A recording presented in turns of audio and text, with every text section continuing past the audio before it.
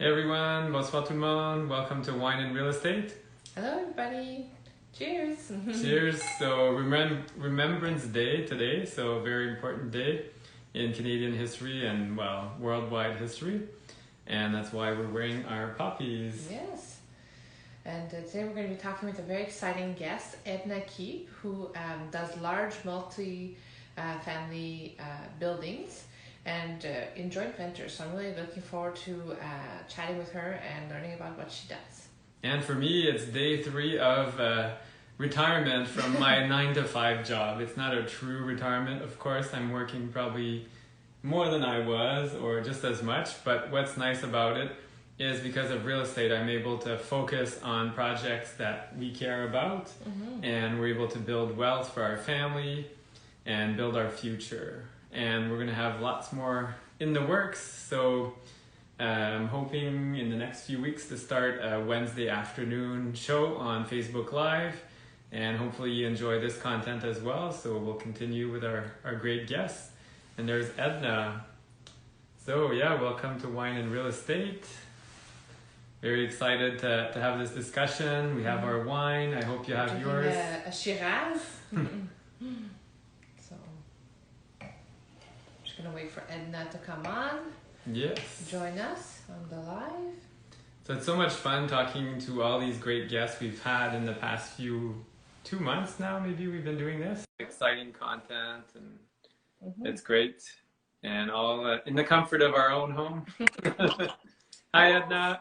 Hey, hello everyone. How are you? Good, you. I was wondering if you were still going to have the nice pink hair. I like that. Yeah, it's kind of crazy today, but yeah, I think I've had my hair pink for like 4 years now, but I love it. Oh, the wow. alternative is very gray, so. Might as well have fun with it. Yeah. Exactly. So my wife Jennifer, Yes, co-host. nice to meet you. Same here. I actually listened to, was it the master class with François? Yeah, that's good.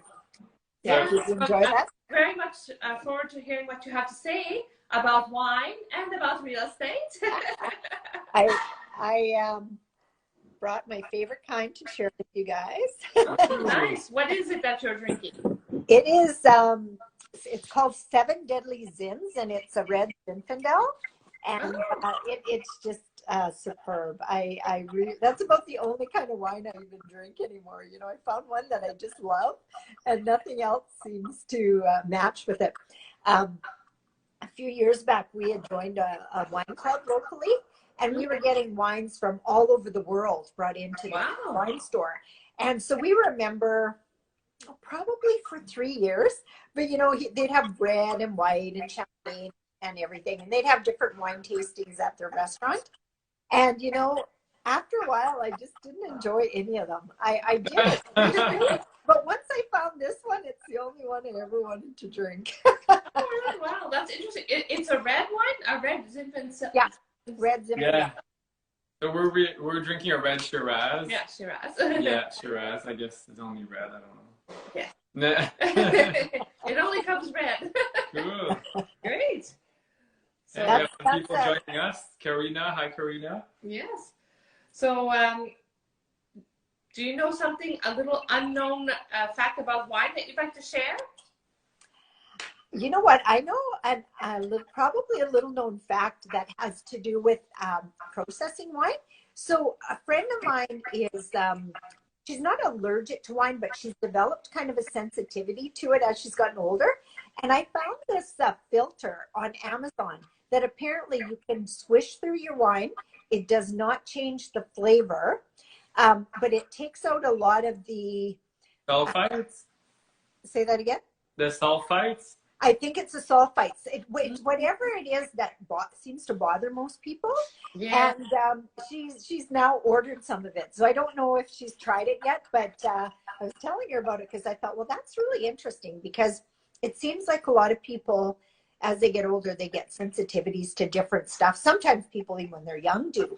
And so if that little filter does that, that's pretty powerful. Yeah, that's actually great. Yes, because I'm hearing it more and more. Yeah, people being allergic to sulfites. And they love wine, like Sarah Larby from the Right Club. She loves her wine, and she's like, more and more the sulfites bug me, so she's drinking organic red wines and natural red wines. So. And they don't taste very good. Do you find? I've tried the organic wines. I don't like them. Oh no, we haven't tried any actually. I have at two restaurants. I found it was kind of earthy. It's not as controlled. I don't know. Maybe this is more like it's always the same. Like we buy this from where is it from? Magnotos. It's a local winery. It's always the same. You open it, you know exactly the taste. So. That's what I like about mine. It's like they're never surprised. It's like predictable. Yeah, it's awesome all the time. So do you want to tell us a little bit about your real estate journey? Sure. So I started buying real estate in 2007 in Saskatchewan. We kind of had a bit of a boom, you know, and we had bought a newer home in 2002. We went from a home that it cost us about 115,000 to a home that cost us 222. And you know what? It was a stretch at that time because homes just like that was a really high-end home at the time. And going double on the mortgage and all that kind of stuff was a little bit terrifying. But you know, that home grew to almost double in value over the next 5 years. So from 2002 to 2007, when we started getting in real estate, we pulled equity out of our home to buy our first couple properties, and it was worth $470,000. Oh, yeah. So that was worth it. Yeah, it was totally worth. We wished after that we would have kept the house that we sold, because it would have made like a really good rental, but we just weren't in that frame of mind in 2002, weren't thinking about getting into rentals. At one time, my oldest daughter had moved away, and she wanted us to keep her house and rent it out for her in case she came back. And you know, we kept it for a little while, but we were making $50 a month, I think, cash flow. We just thought it was a pain in the ass, so we sold it. It was like, yeah. Then we took some classes with Robert Kiyosaki. We signed up for like a 3-hour event and then a 3-day event. And at the end of the 3 days, when we started to really understand real estate, I still remember they said to us, well, what are your goals? They took us outside, each of us, and asked us. And we said, you know, we think we want to do this. It's pretty exciting, and it's going to be a good income supplement kind of what I was doing as a financial advisor, because my income was always with whatever was going on in the markets, right? Oh yeah. Yeah. And so we said, well, you know what? We think 50 doors. We were thinking really, really big. Amen. And yeah, 5 years, 10 years, it didn't matter. That was like just astronomical to us. Well, we hit that goal in 18 months, and it was like, oh, Hannah, do we have something here? So I sold my financial planning practice in 2009. I went into real estate full time. We started our own fund of real estate. We ended up closing that down about 3 years later because there just ended up being too many costs to it. Like it was done through an offering. Legal fees, I'm sure that's horrible. Yeah. And you had to have your fund audited every year, which so it was just outrageous. So we closed it down 3 years, which we were really glad we did. And then we just went on to buying individual apartment buildings at a time. So here we are 13 years later, 600 doors. And actually we just got an accepted offer on another 85. Congratulations. Wow. Yes. So we're quite you should pour a glass of some Zin there. Yeah, and that last purchase that we made was $1 million for 85 doors.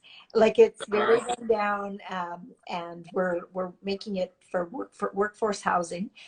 So there's a lot of fixing up that has to be done. There's just a tired landlord. He just wasn't looking after things the way he should have. So we got like bargain basement prices. We always tease friends in Toronto. You know what? You can't buy a parking lot for that in Toronto.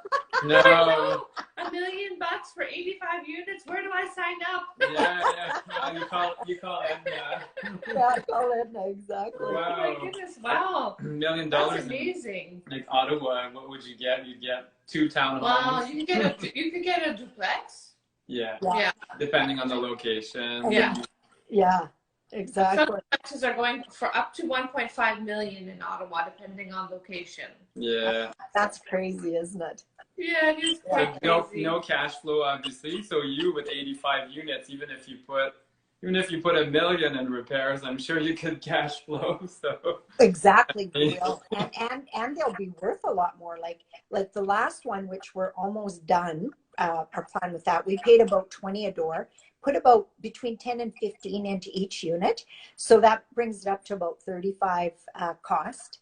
And they're worth 45 to 50 a door and still cash flow very, very nicely. the price of a car per door, it's crazy. Not even an expensive car, like a regular. I know. We're lucky when you're getting in this like smaller units, so 400. You're really lucky if you can get around the 200 per door price. Yeah. So, Wow. Cool. So that's yeah. amazing. So, do you want to tell us your best real estate tip or story? You know what? My favorite story to tell is our very first home run. We started in 2007, like I told you. We bought a couple of apartment buildings, but in 2012 we bought 144 units in one shot. Whoa. And in northern Saskatchewan. So we didn't have much competition for anybody looking at it. As a matter of fact, when I first started looking for investors for that, because we had to raise $1.2 million, I went to some people that I knew in the exempt market world that did that kind of stuff.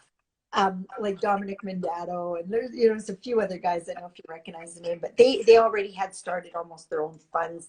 But they didn't like it. They did not like that it was a small town in Saskatchewan.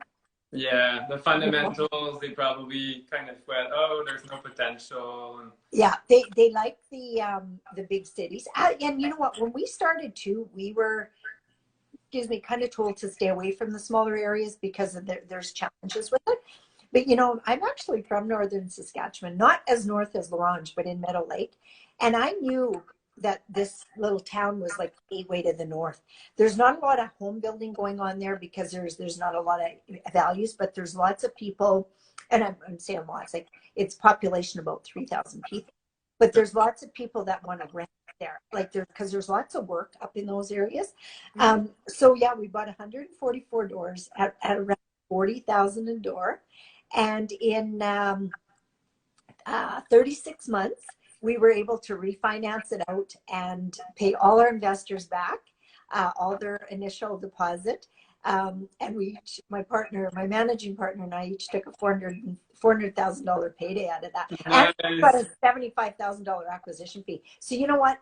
That was our first really big deal that made a difference in our lives, Wow. Wow, that's amazing. I love that acquisition fee. It's very different because you hear a lot about joint ventures and yeah, you cash out like quarterly and at the end when you sell, but the acquisition fee, especially for a larger multifamily, I mean, it makes sense. It's a lot of groundwork. I mean, you need to go and look at buildings. It's probably, you could be spending quite a few days or weeks or months on finding the right place. Exactly. Environmental, so it makes sense. Really, I think it's very smart. Mm-hmm. That's one of the things I teach my students. We didn't do that with all our buildings at the beginning.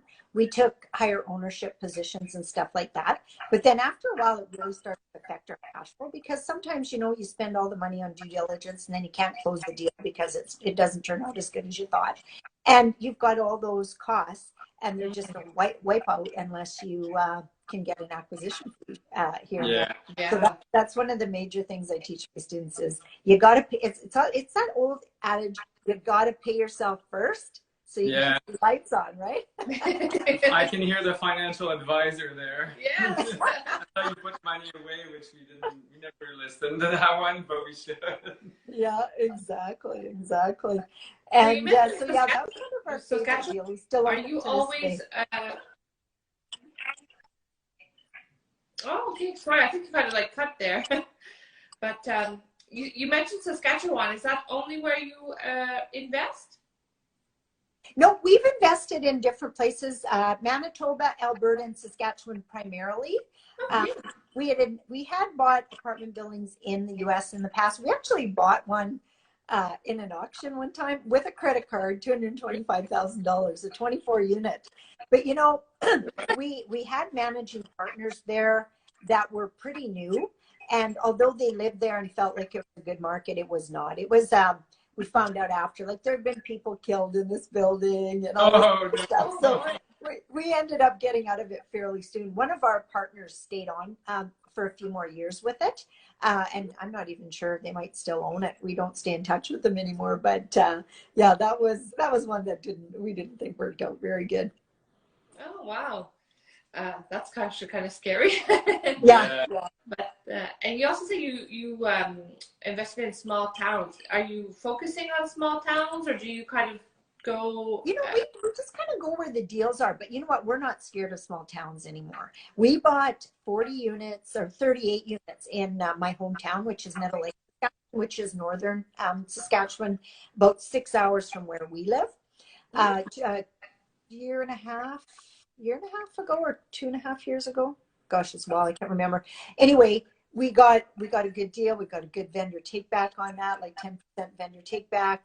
And so we ended up, myself, my managing partners, I think own 90% of that deal. We only had to bring investors in for 10%. So it worked out really good. And you know what? We get better rents out there than we do in the city, and very low vacancy compared to what we have in our city right now. So we love that deal. And just recently, one of my students got a 8-plex in that small town under contract. She's just going through the financing process and getting her investors and stuff lined up. And so I'm teaching my students, like, don't be scared of a small town. You know what? There's like 6 major industries in that town, population 6,000. It's not going anywhere. You know, and we probably won't have the fluctuations at some of the other areas. You know, in Regina and Saskatoon, where we have quite a few buildings. Up and down. Well, major overbuilt just not too long ago. You know, about 2017, all these condos they were building locally that were supposed to sell, they are all competing against our apartment buildings now. So rents where we used to get $1,200 a month for a 2-bedroom apartment, now they're getting $1,200 for their brand new unit. We're getting between 900 and 1,000. So it really hurt us bad. Yeah. Wow. Yeah, we also like small towns. We like smaller towns or cities. Like for Ontario, I mean, small can be. Yeah, well, secondary markets. I think they're great. Yeah. They're great niche. People need to live somewhere, and I mean, unless you see like a massive decline, I mean, every year 10% of the population is going, then yeah, run. But otherwise, if it's stable, maybe no growth, but no decrease or very little. I mean, people need to live there, and you're not going to command the top rents, but you're not going to pay top dollars either. So the purchase price versus the rent makes a lot of sense. So that's exactly cool. Right. Yeah. And we bought an almost new unit. And when I say almost new, it's like built in 2014. That's new. Esterhazy, which is potash capital of the world. And it's a small town as well. But you know what? We've got, my partner always says, we got the nicest girls, or best looking girls in town, because they're the nicest looking buildings, right? And always like full. Right now we're actually insurance claim because one of our buildings got hit by lightning this summer, burned right to the ground. Yeah. They're rebuilding it, or is it? Yeah. Oh wow! So we're actually doing 2 things. It's you know, the price of lumber has went up so much. We're buying a 8-unit modular build from the same guy who built the one that burnt down. So we already know the quality of the building. We're moving it from another area that's kind of got like it from an oil town where it's got low occupancy right now, and then building 4 townhouses. So it'll end up being 12 units again. Just we spread it out a little bit. And you know, those modular builds that we buy, you can also build and put another 4 units on top if you want to as well. Wow, that's really interesting. Yeah. Yeah, those modular ones are nice, you know, because you can pick them up and move them if you end up in an area that's not performing that well. So your value of your building doesn't go down. You have the moving cost, but you know, you move then to a hotter center and just makes it.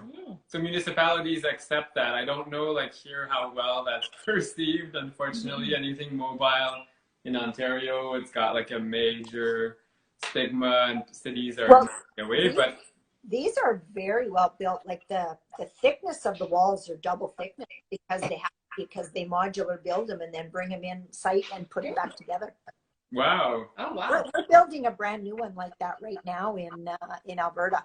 18-unit modular build is going to be going up within the next 90 days for us, and we're building it so that it's no common area at all. 2 bedrooms, 2 baths, and in a town that just really needs some rentals, both for Bible college students and seniors. Oh, Prairie Bible, is that the, what is it, the three hills or what's Three it? Hills, yeah. Yeah, cool. Oh, wow, okay. I was subscribed to their, we're Christian, so we were subscribing to their magazine for a while. I'm like, I don't know where that is. 3 Hills. Yes. But 3 Hills. Yeah, there's a real shortage there of housing, so that's what we're looking at doing. We also might build a senior center there as soon as this one is done and sold. So, wow, that's exciting great, project. because senior centers, they're in great demand as well. yes, they are. Population's aging all the time, and they they like nice places. The baby Yes. boomers all have good money. They have lots of money, and they want to live in nice places. So 2 bedrooms, 2 baths. Main floor, there's no stairs for people to go up. The others are just like one level, no common area, so no extra cost for us. And no COVID regulation. That's another big thing. Common areas now, you have, well, I don't know how it is, but here you have to wear your mask to get in and out. It's like, forget that. I want my own door. So yeah, so it's very smart building. Yeah, that's a great idea. Wow, cool. Wow, this is exciting. So yeah, lots of stuff. So, yeah. So with the modular units, like the modules, is it like 1 unit each module? Is that how it works, or? No, they usually bring them in spots of 4. This one is brand new 18 units. It's going to be 9 on the bottom and 9 on top. But yeah, however they can move them. So it might be actually it would be 1 unit at a time. They build them in a warehouse and then they move them in and then they just put them all together, seal them all up together, and yeah. It's really kind of neat to watch. They can do it inside, so they don't have to worry about all of the elements. It's a great idea. Quality control is way higher because when you build a house, then you're paying on it. We own quite a few of this builder's properties already, so we already know the value of them. They're good. They're solid. So. Oh, that's great. Mm-hmm. Jennifer had another question. Yeah. So why are you focusing on large multifamily buildings instead of like a duplex, triplex, just for people that are listening? I already have a pretty good idea. We know why.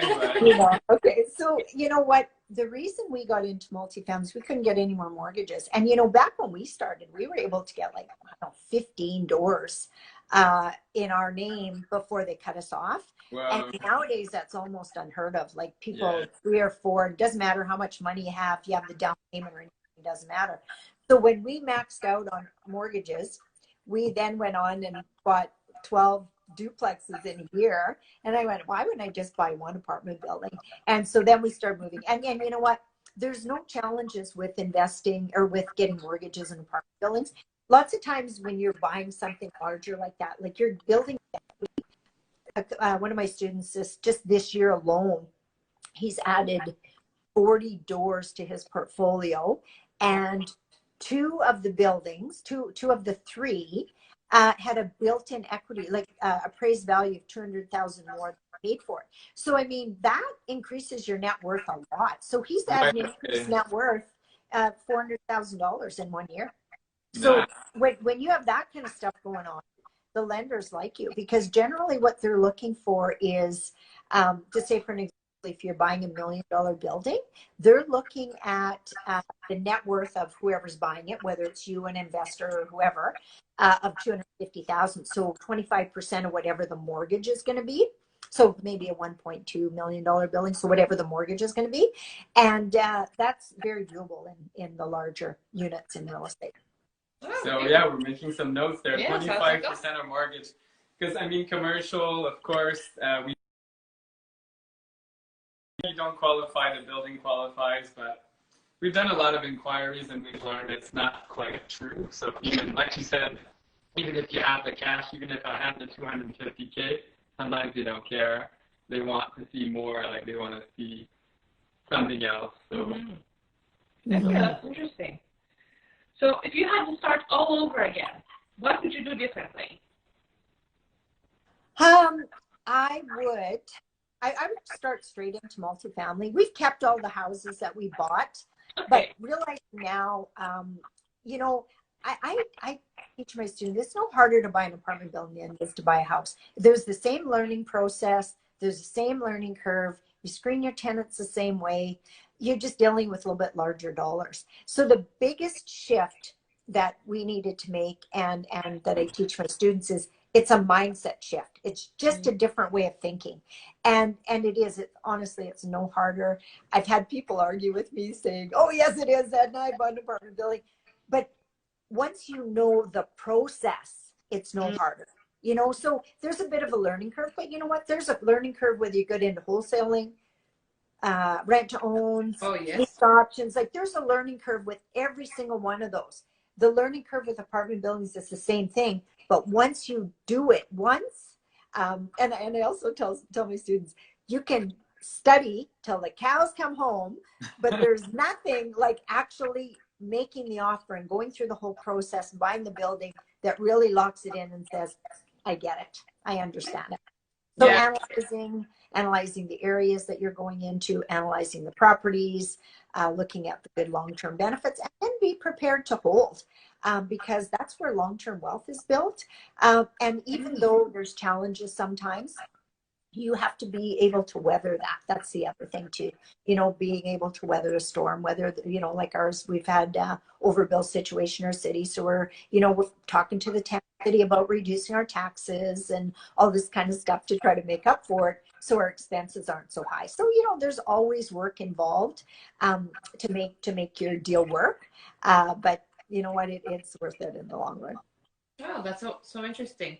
So what would you say would be then the biggest, I guess, difference or jump from going from the smaller multifamilies to the bigger ones? Like what's other than the mindset, what's the biggest difference like transactionally? Well, the biggest difference is really just that, and it's actually a positive side, is they're not looking at you to get the mortgage. They're looking at, does the building is treated like a business. So does the building pay for itself? And, you know, can you have your investors paid out in 5 years, that sort of thing? That's what the lenders are looking for. So they're not so much looking at you. I mean, there's still certain things that they look at for you, but not 100% at you like it is for a house or a duplex up to a fourplex. The NOI and the cap rates and all that. Of course, to help you qualify. And I guess your power team kind of changes. You go more commercial because the inspector, you're not going to use a home inspector. I mean, there's fire retrofits and stage 1 environmental and all those things. So, yeah. There's a list of other things we have to go through.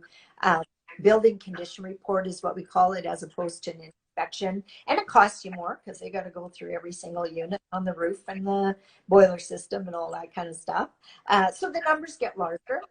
But if you can wrap your head around that, another thing that people need to wrap their head around too is, you know, because a lot of people say, well, why would people who have money, why wouldn't they just do it themselves? Well, you know what? A lot of people have no interest in doing it themselves. They want somebody else who will do it, be the managing partner, look after things. They've got money to invest. They maybe run an already successful business where they're making lots of money. They don't have time to be going off and learning this kind of stuff or the passion for it. So they want to partner up with somebody who has the passion and whatnot for it. And then it's a win situation for everybody. Yeah, raising that kind of goes into raising capital. And I saw one of our friends there, Legacy Home Investments. I'm not sure if they're still watching, but that's a question that came up a bit, is like raising capital for larger projects like this. And I know you're an expert at that. Like you said, you raised $1 million or something for another property. So I'm sure, like, it's just numbers. I mean, yeah, really. like if it's a house, 100,000, that's easy. So $1 million, you just need probably more than one investor. It's rare that people will say, here's $1 million. Usually 3, 4, 5 people, I guess. And yeah, some of my students though are finding, you know, they've got different investors want to work with them, $4 or $5 million that they say, you know, you find the deals and I'm ready to fund it for you. Wow. Oh, wow, that's great. Well, like you said, some professionals have that money, or a lot of people have, that's what I'm finding, in their Equity, corporation. or- There's tons of money just sitting there. And then you offer them a turnkey solution because I don't have time, but that money's there. My accountant's bugging me, do something with that money. So Yeah. those are the people you want. So we want more of those, but Yes. Yeah, exactly. And with our we're with our investment in Memphis, we take on accredited investors, minimum 100,000. But I mean, there's a profit split. We're looking at double-digit returns over like many years because of what's happening in that market. There's lots of places like FedEx and stuff are putting their businesses in Memphis because of everything that's going on there, and the climate is so nice. It's year-round nice. So that need for workforce housing there will be there for a long time. wow. As a matter of fact, I just found out this the other day. Donald Trump's business, I can't remember what it was called, just bought $31 million worth of apartment buildings in Memphis, Tennessee, right where we Oh, Wow. yeah, I know Good place to people. invest then. Yeah, I know people don't like him, but he is savvy for real estate. So Yeah. something's brewing. You're buying in the right place. Yes. And he's hurting a lot. He's got a lot of retail space, and retail space has been hit hard with COVID. Yeah. So he's deploying, changing up the strategy a bit. Oh, that's good. That's something that's really interesting. I want to learn more about is converting commercial, like retail, to residential, and that's something a lot of cities are welcoming more and more, like Ottawa Well, they're gonna downtown. have to. Yeah. Yeah, like there's these streets that are no longer commercial, but they're still storefronts. And there's a major lack of housing, affordable housing too, and all these abandoned stores. So they need to think of solutions. So I think that's another opportunity in the future. Oh, it will be. It really will be. And even Airbnb places Yeah. like one of my good friends, I think I think he's in New Hampshire. I'm in a mastermind with him, but he just bought a small boutique hotel. He's an Airbnb specialist, and he's bought the small boutique hotel, and he's running them all as Airbnbs and just doing absolutely amazing with it. Wow. Wow, that's great. Yeah, Airbnb is another great investing option. Yeah, like our cottage we got this summer, it's been crazy. Crazy people booking and nonstop. I mean, that's a very small scale cottage, but anyway, it was our first little attempt at. Yes, at Airbnb. Yeah. So you've mentioned a few times, and we didn't really get a chance to introduce you properly, but you mentioned a few times your students because you actually do coaching and you have a master class. So just for people who are listening, do you want to tell them a little bit about your master class and your coaching program and what they can expect to learn from Edna Keep? Sure. Well, my coaching actually started organically. It wasn't what I was planning, but people just kept asking me, "How did you build so fast? How did you build so fast? I need to learn that. I need to learn that." So I realized then that my background as a financial advisor really helped me because I'd already been dealing with people's money for like 15 years. I knew what investors were looking for. I knew how to talk to them. There's some errors that people make a lot of time in talking to investors, and some is talking too big numbers because people get scared when they hear too big of numbers. They just think like interest rates, like you're gonna get 40% return. Oh my goodness, I'm used to 2 or 3, so maybe 6 would be a good way. Yeah, exactly. Yeah, so you have to be really careful with that. And so I just started sharing with people close to me to start with, and then ended up building a program around it. So my program's a 12-week program where I teach people right from A to Z what it takes to the name of the course is called 90 Days to 5K. And the premise behind that is that in 90 days, you're going to know what it takes for you to be making $5,000 a month in passive income. And then from there, you can decide where you want to scale it to. I always think, that Robert Kiyosaki's game, Cash Flow 101. Have you guys played that? So no, we've never played it. But... On the board game, which we started with, now most people seem to play online, but the board game, what we were taught on, you're in the rat race. You're going round and round. You're buying a house here and a house there and, different stuff. But when you hit that where your cash flow is higher than your expenses, you get to flip that board and you're out. Oh. is the difference. You know, and for most people, that 5,000 a month seems to cover the basis. You know, get the basis covered, then from there you can do whatever you want. And lots of people have all kinds of big dreams, but it's getting the basis covered first before you start going there. So that's the premise there. In 90 days, you'll know that. And then from there, you can do it. Lots of my students are already making offers, getting accepted offers before they're done their course. One of my guys last night, he's from Ontario, London, I think. He was telling me he's been with me now for, I think, 8 months. He's on his 38th door, I think. And he hasn't finished my course yet. He's only on module. Wow. Wow. But, you know, he found deals and he was moving on them, you know. And raising big dollars, like I think his last 30 unit he's buying, he's raising over $1 million for it, you know. But some people think, well, I can't imagine doing those kind of numbers within a year.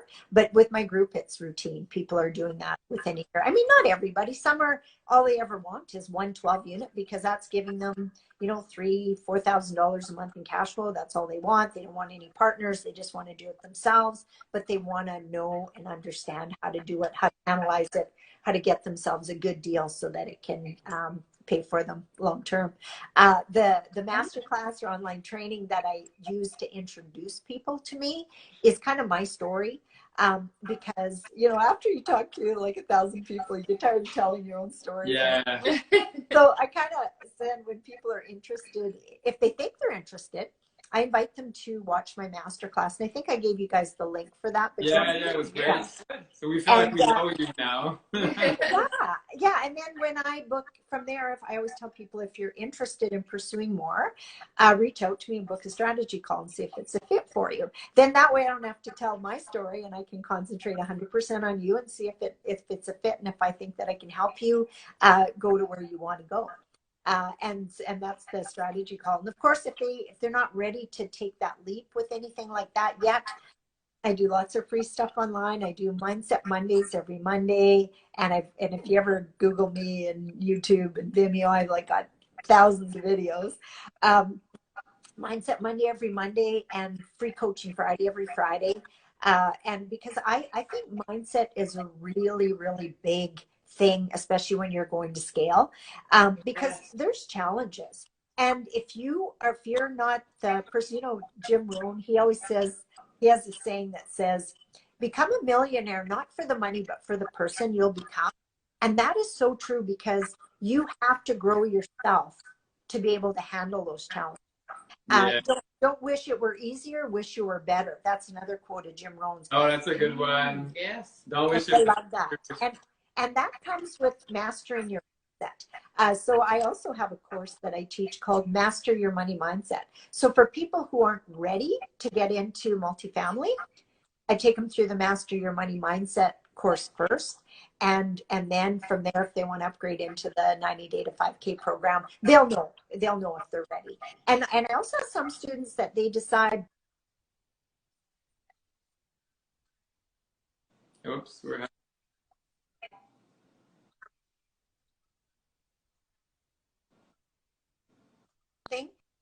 Got great. some offers of working on stuff. Or am I cutting out? Then it's mindset issue. Yeah, we're kind of losing you. Oh, we can lose me. It's your mindset.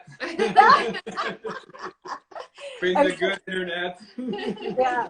So I'm just saying, if I do have some students that have been working with me for a while and they haven't pulled the trigger, then I know it's a mindset issue. Not because they don't know, because they know, but it's a mindset issue. So then you take a step back and work on the mindset for a while, and then they find it easier to head from there. Oh, That's great. That's great. It's a personal approach. Yes, very nice. So, are you still there? Okay, Yeah, I was worried that she cut out again. Yeah. So, what do you see happening in 2021 in the real estate world? Your crystal ball. Well, I think with all this printing of money that's been going on, we're going to see some big changes in our economy going forward. And, hard assets are going to be the very best place to be invested. Mm-hmm. Real estate, some people say gold. I'm not a big gold fan, but I think our real estate's even going to be more popular going forward, especially residential. Yeah, Yeah. Mm-hmm. Well, because it's an essential service and it's tangible, so I think that it will be the kind of their go-to. You're right. We're gonna start trading buildings. I'd like a pound of butter. Would you like my 12 packs? I trade you four plexes for a 12. Yeah. That's a good one. Imagine if the laws changed and it was so easy to just swap and upgrade and I'll trade you. Yeah. Exactly. Well, the other thing that we've learned with real estate too is, you know what? It's better to buy and hold and refinance than it is to buy and sell, buy and sell, buy and sell, because then they're just taking a whole lot of your profits. And buy and hold, you can refinance and pull your money out and do it again. I mean, CMHC, which we use a lot, has some rules. Like, you know, they don't want you taking money out and just, you know, paying back to your investors. So the second go around, you might have to avoid CMHC and just get conventional financing. So person has to work that into their analysis when they're now analyzing properties. And then, of course, they don't mind if you refinance if you're actually using it to upgrade your building. So that's a way to think about it too. Oh, that's good. Yeah. Good point. Cool. Wow. Well, that's it. We have that's a very small scale, a duplex in Cornwall, Ontario. So it's kind of a poorer town, but anyway, it's been great because we've been able to refinance, and that building doesn't cash flow very much anymore, but we've pulled everything out of that place. So, and like you said, it's going up in value. So in a few years, we might be able to refinance it again. Yeah. Mm-hmm. Yeah, exactly. And then that allows you to leave a legacy for your family too. You know? Yeah. They can inherit it and just keep it going, because I mean buildings last for years and years and years as long as you keep them, you know, keep up the repairs and maintenance on it. Yes. I know my parents, when I was a kid, they owned a hotel and they had it for 10 years. Just when it was starting to make some money, I don't know why they sold it. Mm-hmm. And then it went crazy. And the owner added a third floor and like more bedrooms. I'm like, why did you sell it? But anyway, they were scared. They didn't think about that. No, well, they didn't need it anyway. It was just an investment, but yeah. They didn't have that mindset. Yeah, the mindset Lots wasn't of times there. they don't even know what they don't know. And that's the other big thing, is so many people don't know what they don't know. And you can stay stuck for a long time if you don't open your mind to some of the stuff that's out there. Yeah, that's so true. What a good point. So do you have any final advice that you give people who are thinking about maybe getting into real estate or taking the leap to bigger multifamily, or wondering about your course? Something that would be a final advice for them, I guess. Well, you know, open your mind to what's available, what's out there. Think bigger, because, you know, the universe is designed to give us what we want. The universe is designed to give us what we desire. And if you desire a teaspoon of water, you'll get it. If you desire an ocean of water, you'll get it. So, you know, think bigger. Think bigger. Mm-hmm. That's so true. That's actually really good advice. Yeah, and it's easy to fall into that trap of thinking small, like, oh, okay, I'll get this because I can afford it. Or, I mean, you don't want to fall into like crazy consumerism and buy like crazy stuff you don't need. But I mean, bigger as in bigger dreams, bigger goals, absolutely. Yeah, that's so true. Where can people find you if they want to find out more about Edna Keep and what they can learn from you? My website is ednakeep.com.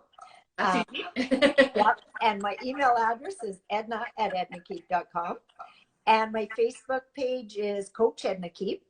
And on all of those, they can find the link to the masterclass, which I think you guys will also post the link to the masterclass. And then from there, if they want to book a call, there's a link there as well to book the call. It's just schedule once is what I use.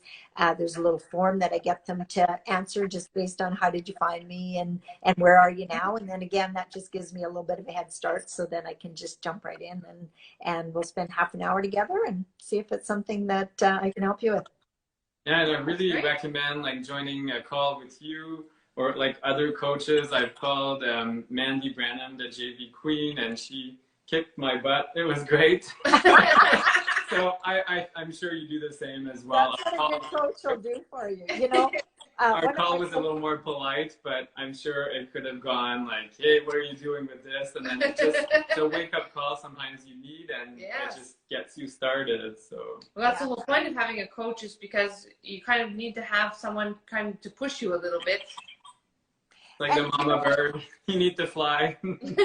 Transfer knowledge, but also transfer belief. That's what I find with the students is, you know, you can transfer knowledge, but if they don't believe that they can do it, they're still no further ahead. So you really got to transfer that belief in them that they can do it too, you know? Like I always tell people, I only have my grade 12. I didn't go to university. I was a C student. I wasn't a, you know, brain surgeon or anything. And if I can do it, you know, you absolutely can do it. It doesn't take rocket science to make it happen. Oh, that's encouraging. Yeah. But you know, you do have to develop yourself, because there are challenges and you've got to be prepared to go through them. And, you know, sometimes people are mad at you. Sometimes your investors are mad at you, you know, stuff like that. And you got to be able to handle it, or you're going to curl up under a rock and go back to bed. True. Well, thank you so much for your time and this great conversation. It's so nice to hear from you. And I saw some people when I posted that you were coming on, they're like, she's super knowledgeable. You're going to have a great time, and wealth of knowledge. So you're well known, and I know you've been on multiple podcasts and things. So it's an honor to have you. And yes, and now 685 units. That's amazing. Well, yeah, we're pretty excited. Yeah, I can imagine. That's amazing.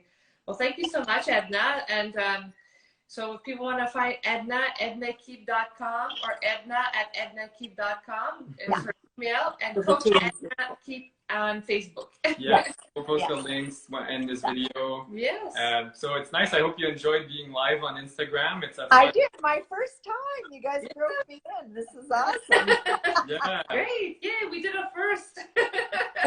So yeah, it's nice. It's going to be posted on our Instagram TV. So there's options anyway, and we're just doing that. And we're also starting a Facebook Live on Wednesday afternoon soon. So we're going to have lots going on. And, yeah, so thanks again, Edna. Yeah. Thank you everyone for watching, and have a good evening. Chin chin. Okay. Yes, that's good. Bye-bye. Bye-bye. Bye-bye.